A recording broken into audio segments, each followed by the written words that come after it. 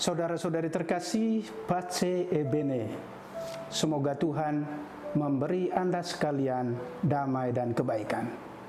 Kita berjumpa lagi dalam program Resapi Renungan Sabda Allah Pemberi Inspirasi bersama saya, Ardianus Nahal OFN.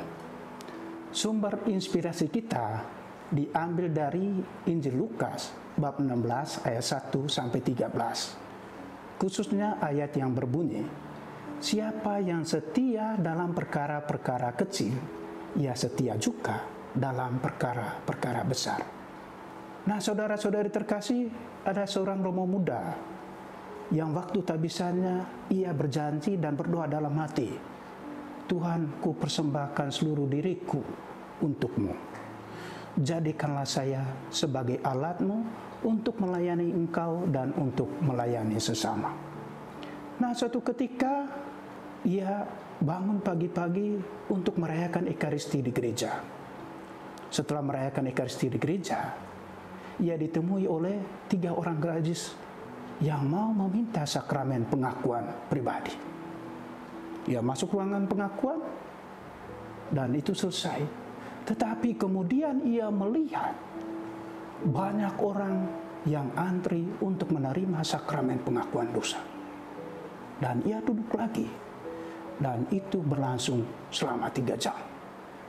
Setelah itu, ia merasa lelah, merasa capek.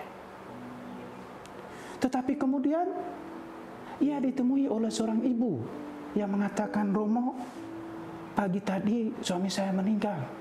Dan kami merencanakan supaya dikuburkan pada hari ini juga. Mohon Romo berkenan untuk merayakan Ekaristi pemberkatan jenazah dan ibadat penguburan untuk suami saya. Ya, agak berat karena sudah 4 jam lebih. Ia capek, belum sarapan. Tetapi kemudian ia pergi untuk merayakan Ekaristi dan ibadat penguburan untuk suami ibu itu tadi. Nah, setelah itu selesai, tiba-tiba ada orang yang datang untuk menemui dia dan mengatakan, pastor paroki hari ini sakit dan ia tidak bisa merayakan Ekaristi untuk jam 1 siang ini. Romo diminta untuk merayakan Ekaristi itu. Iya, capek, ia lelah, tenaganya sudah terkuras. Ia berontak dalam hati dan mengatakan, Tuhan, beban ini terlalu berat untuk saya. Tetapi kemudian ia pergi juga untuk merayakan Ekaristi. Bapak, Ibu, saudara-saudari yang terkasih, siapa yang setia dalam perkara-perkara kecil, ia setia juga dalam perkara-perkara besar. Romo itu tadi setia pada doanya ketika ia menerima sakramen tabisan itu.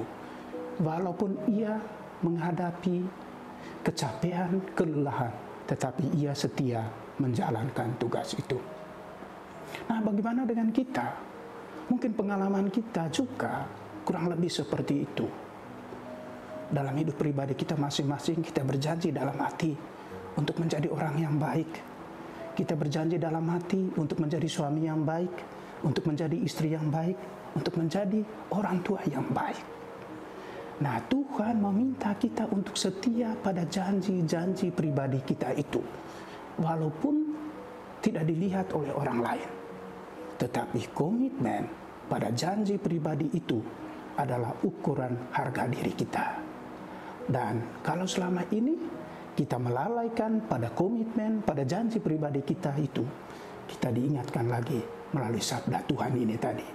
Siapa yang setia dalam perkara-perkara kecil, ia juga setia dalam perkara-perkara besar.